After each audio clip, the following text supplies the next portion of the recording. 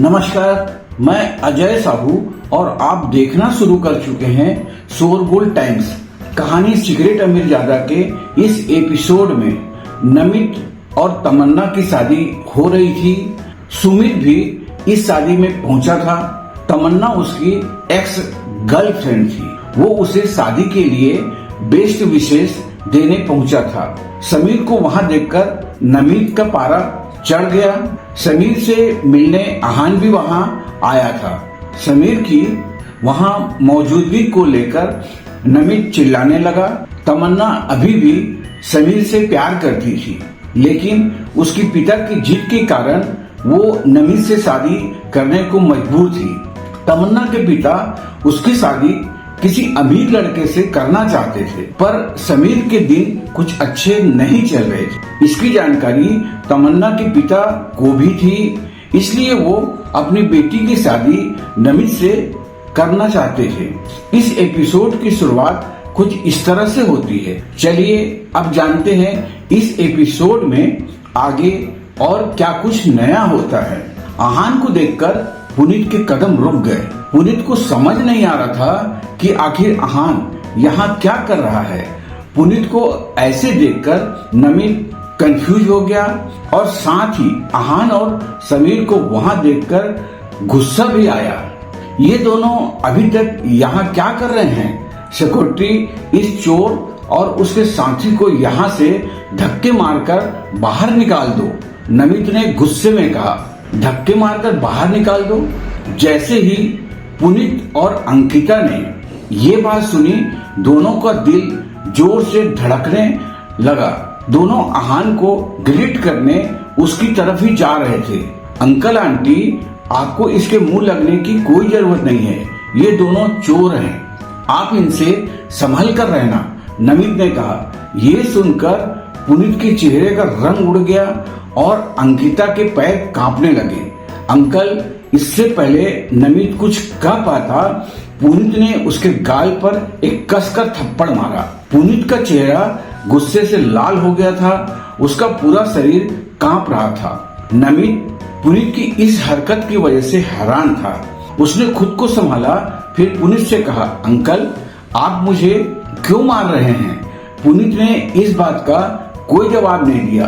फिर से उसे एक थप्पड़ मारा। इस बार थप्पड़ इतना तेज था कि नमित जमीन पर गिर गया और उसके ओंठ से खून आने लगे। वहां मौजूद सारे गेस्ट हैरान थे।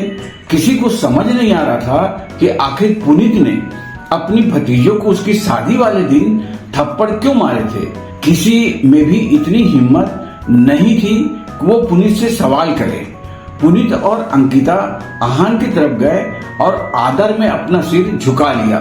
मिस्टर आहान, मैं नहीं जानता कि आपके और नमित के बीच में क्या हुआ है, पर मैं उसकी गलती के लिए माफी मांगता हूँ, पुनीत ने कहा। अंकल, ये आप क्या कर रहे हैं? आपको जरूर कोई गलतफहमी हुई है।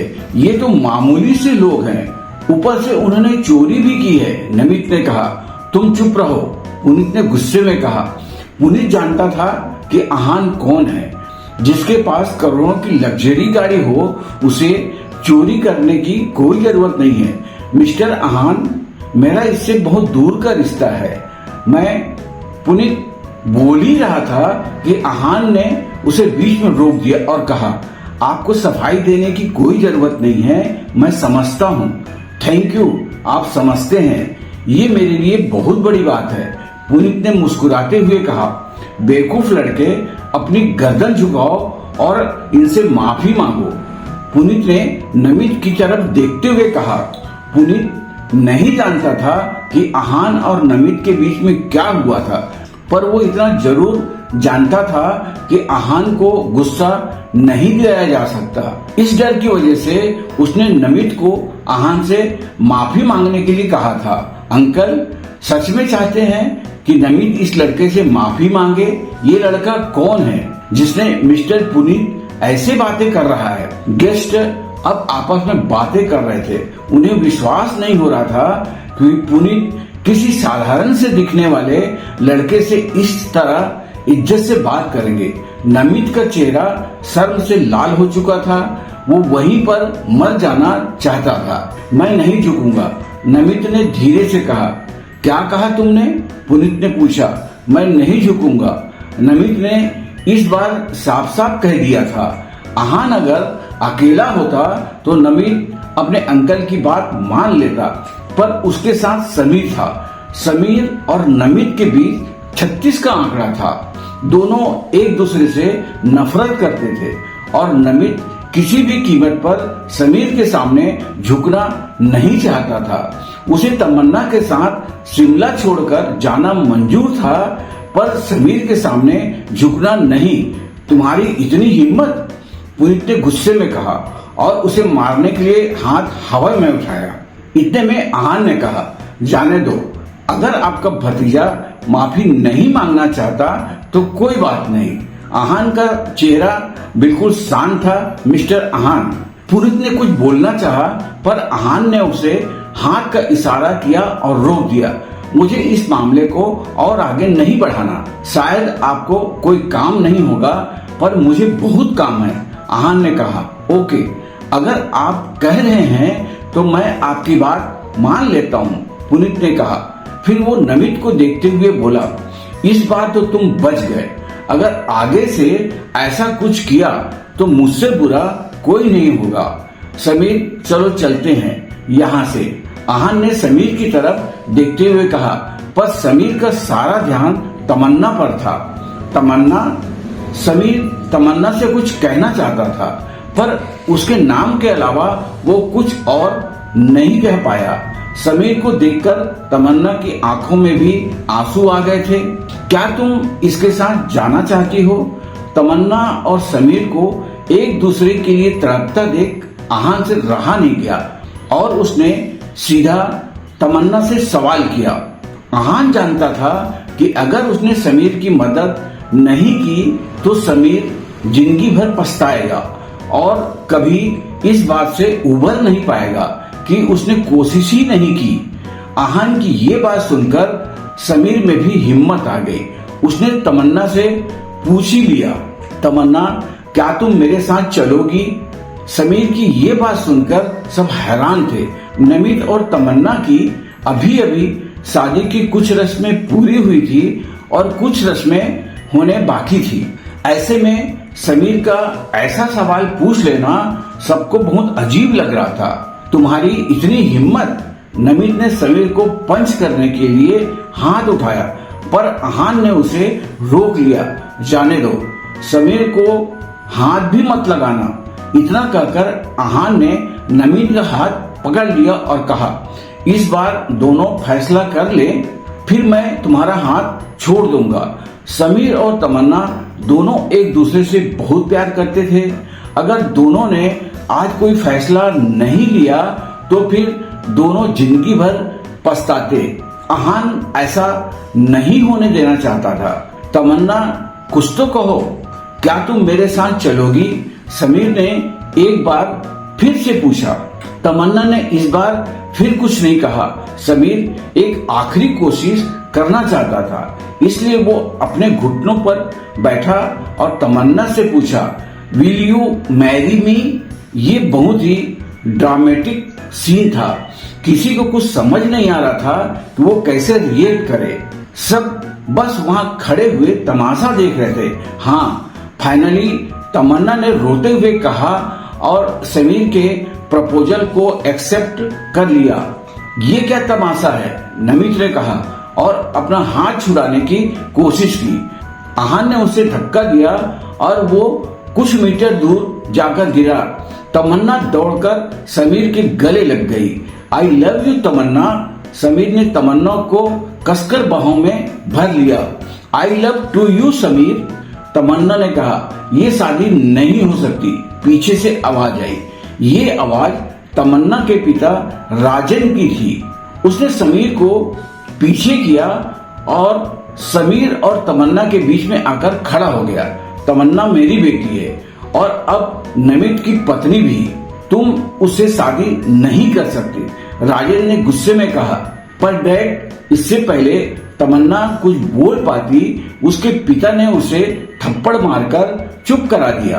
तमन्ना की आंखें पहले से नम थी और जब थप्पड़ के बाद उसकी आंखों से आंसू मोती की तरह बहने लगे।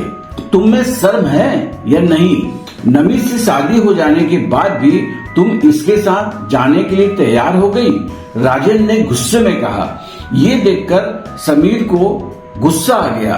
राजेंद्र तमन्ना के पिता थे, इसलिए समीर उन्हें कुछ बोल नहीं सकता था। उसने अपना गुस्सा छिपाया और कहा, अंकल, अभी तमन्ना की शादी नमित से नहीं हुई है, कुछ रस्में अभी भी बाकी है।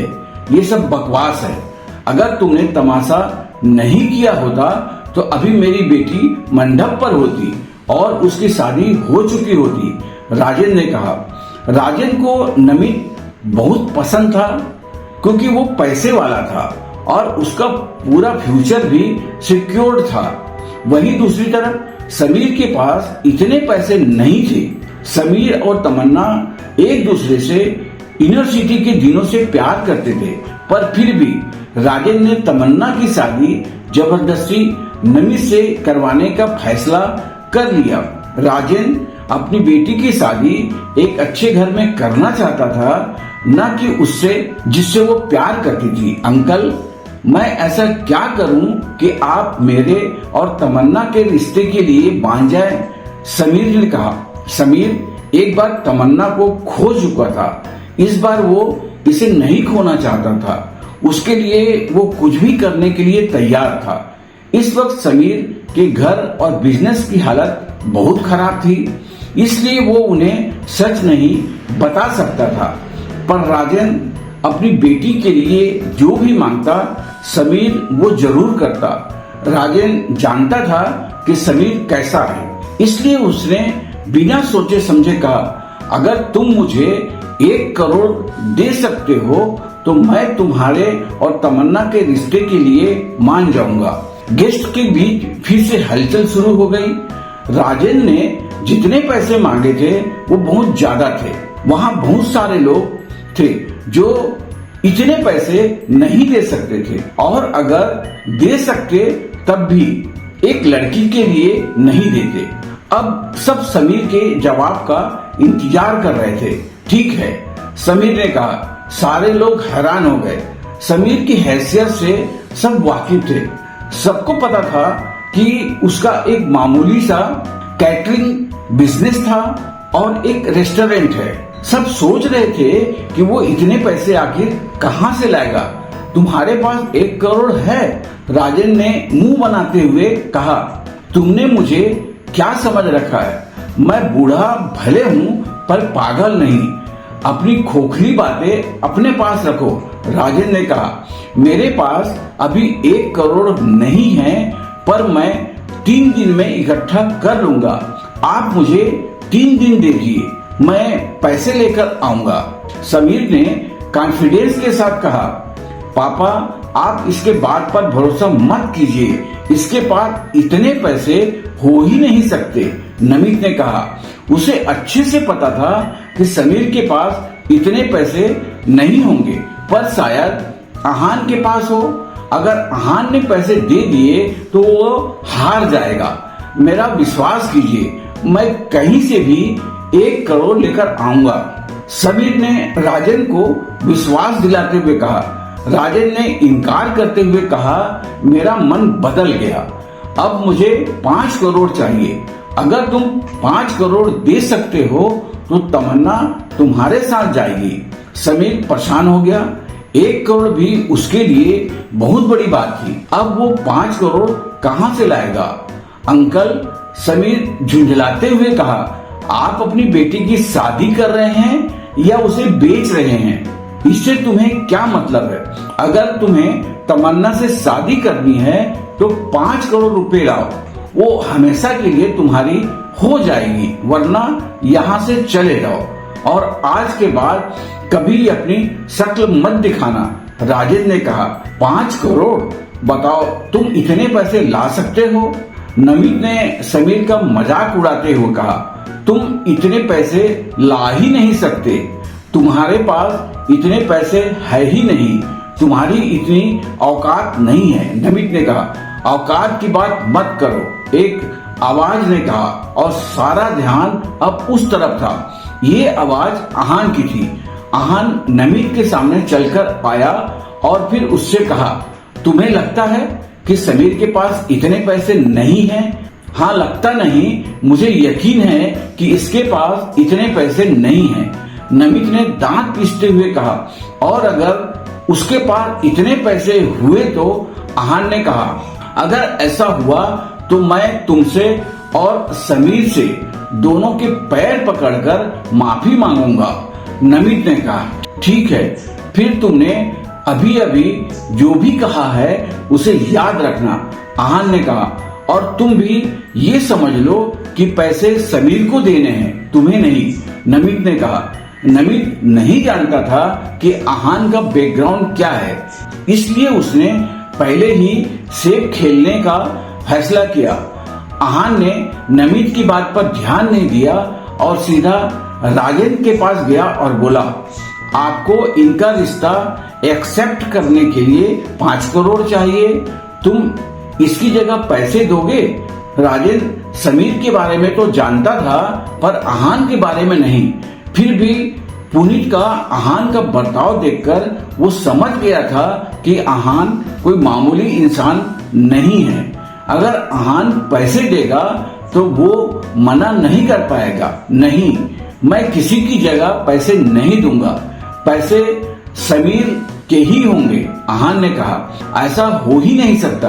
राजेंद्र ने कहा, पूरे हाल में सन्नाटा था। सब जानते थे कि समीर के पास इतने पैसे होना नामुमकिन था। फिर आहान इतने कॉन्फिडेंस से क्यों कह रहा था वो पैसे दे देगा? ये कार्ड लो, इसमें 25 करोड़ रुपए हैं, आहान ने कहा और राजेंद्र की तरफ कार्ड देने के लिए अपना हाथ बढ़ाया। 25 करोड़ सुनकर हाल में मौजूद हर इंसान की आंखें खुली की खुली रह गई। ऐसा भी तो हो सकता है ये तुम्हारा कार्ड हो। नमित ने कहा, फाइनेंस डिपार्टमेंट के ऑफिसर को बुला लो और चेक करवा लो। आहान ने कहा। आहान और समीर का कॉन्फिडेंस देखकर नमित और राजेंद्र को पसीना आने लगा। आगे क्या होगा जानने के लिए बने रहिए हमारे चैनल शोरगुल टाइम के साथ। बस इसी के साथ यह एपिसोड भी समाप्त होता है। इस एपिसोड को आगे बढ़ाते हुए कल फिर मुलाकात होगी। आज के लिए बस इतना ही। अब हमें कल तक के लिए इजाजत दीजिए। नमस्कार, धन्यवाद।